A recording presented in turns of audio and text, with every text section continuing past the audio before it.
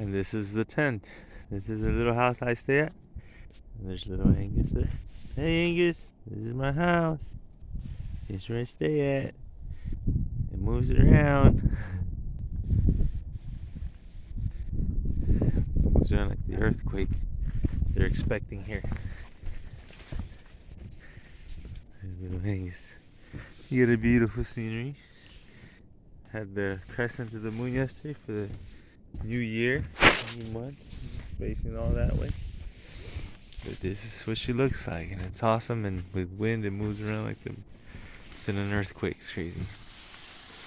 See?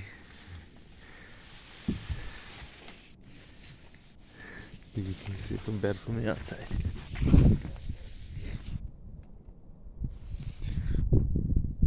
It's pretty cool. At least I have that, because the morning dew sometimes is like rain.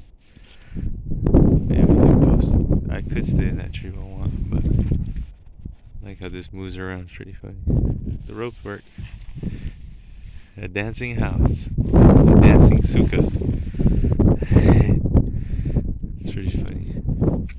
Being inside it can almost knock me down sometimes.